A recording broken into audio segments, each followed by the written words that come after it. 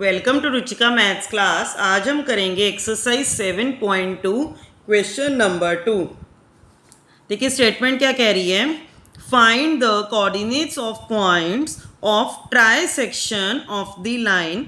Try section का मतलब ये होता है बेटा कि लाइन को 3 इक्वल पार्ट्स में डिवाइड किया जा रहा है।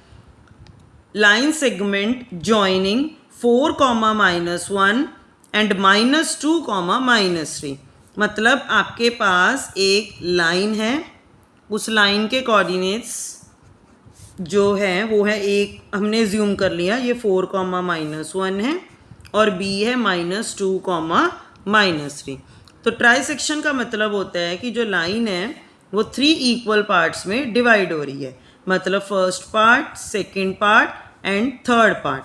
तो आपने इसके कोऑर्डिनेट्स निकालने हैं। जैसे ये पॉइंट है C, तो C के कोऑर्डिनेट्स निकालने हैं और ये पॉइंट है D, तो D के कोऑर्डिनेट्स फाइंड आउट करने हैं। तो देखिए अब आपको पता है ट्राई सेक्शन है तो मतलब 3 इक्वल पार्ट्स में है, तो C की रेशो क्या होगी 1:2। मतलब एक पार्ट यहाँ पे है एंड 2 पार्ट्स यहाँ पे है। मतलब C पॉइंट जो है वो लाइन AD को 1:2 में डिवाइड कर रहा है।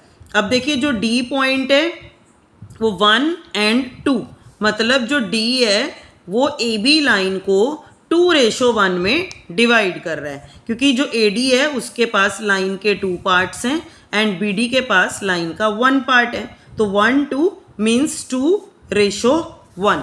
तो ऐसे हम रेशो जो है वो लिखते हैं। अब हमने इसके कोऑर्डिनेट्स निकालने हैं। देखिए वही हम दोबारा से वही सेक्शन फॉर्मूला लगाएंगे। तो सबसे पहले हम किसके कोऑर्डिनेट्स निकालेंगे, C के।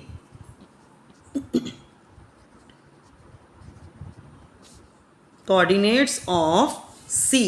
देखिए कोऑर्डिनेट्स ऑफ C कैसे निकालेंगे, पहले हम वही x का फॉर्मूला लिख लेते हैं, m1 x2 plus m2 x1 upon m1 plus m2। ऐसे ही हम y का फॉर्मूला लिख लेते हैं, m1 y2 plus m2 y1 upon m1 plus m2। तो देखिए अब हम ये हमारे पॉइंट्स हैं, मतलब पहले हम इसको m1 और m2 लेंगे, क्योंकि C पॉइंट पे जो रेशो है वो है 1:2। तो यहाँ पे भी लिख लेते हैं, ये x1 है, ये y1 है, ये x2 है, ये y2 है। तो x की वैल्यू निकालते हैं, m1 x2 मतलब m1 को x2 से मल्टीप्लाई करना है, 1 मल्टीप्लाई -2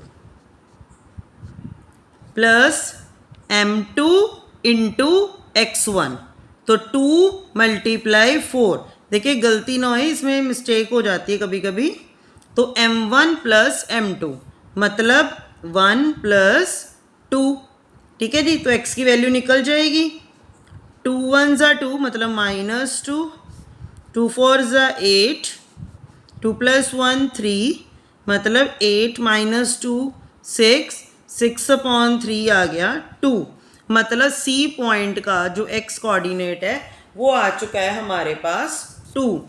अब C पॉइंट का हम y कोऑर्डिनेट निकालेंगे, तो वो है m1 y2 मतलब 1 × -3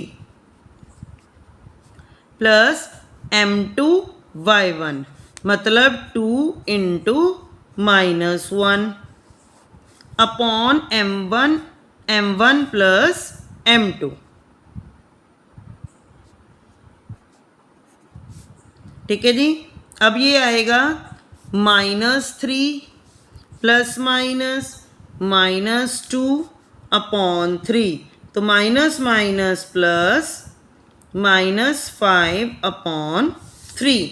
तो हमारे जो C के कोऑर्डिनेट्स हैं, मतलब coordinates of C is equal to 2, -5/3। तो ये हमारे C के कोऑर्डिनेट्स आ चुके हैं। अब हम निकालेंगे D के कोऑर्डिनेट्स। ठीक है, तो मैं यहाँ पे पहले सारा लिख लेती हूँ। देखिए at point D at point D पे m1 है 2 और m2 है 1, क्योंकि डी पॉइंट पे m1 2 है और m2 1 है, और x1 y1 हमने यहाँ पे लिखे हुए थे, तो मैं इसलिए यहाँ पे दोबारा से लिख रही हूँ। देखिए हमें x1 कितना है 4 और y1 कितना है -1, ठीक है, और x2 कितना है -2 एंड y2 कितना है -3। तो हमने कोऑर्डिनेट्स लिख दिए हैं, तो अब हम इसको पुट कर देंगे फॉर्मूलाज में। तो x की वैल्यू का फॉर्मूला होता है m1 x2 plus m2 x1 upon m1 plus m2। ऐसे ही y का होता है m1 y2 plus m2 y1। जैसे जैसे आप करेंगे आपको ये फॉर्मूला जो है वो लर्न हो जाएगा। देखिए अब वैल्यूज पुट करते हैं। m1 x2 मतलब 2 इंटू -2। ऐसे ना अगर आप वैल्यूज लिख लेते हो तो मिस्टेक्स नहीं होती। तो आगे है m2 x1 मतलब 1 into 4 upon m1 plus m2 और m1 प्लस m2। ऐसी मैं y की वैल्यूज लिख लेती हूँ। m1 y2 मतलब 2 इंटू -3 प्लस m2 y1 मतलब 1 into -1 upon m1 plus m2 मतलब 2 प्लस 1। ठीक है जी। अब आ गया 2 इंटू -2 -4, 4 1 4 अपॉन 2 प्लस 1 3। अब देखिए 4 - 4 क्या होता है 0, तो 0 अपॉन 3 की वैल्यू क्या आती है 0। अब देखो 2 इंटू -3 -6 प्लस -1 2 प्लस 1 3, तो ये आ गया -7, 3। तो हमारे जो डी के कोऑर्डिनेट्स हैं वो क्या आ चुके हैं 0, -3। तो हमारा ये वाला क्वेश्चन यहाँ पे कंप्लीट होता है। मेरी नेक्स्ट वीडियो में हम करेंगे next question. Thanks for watching this video.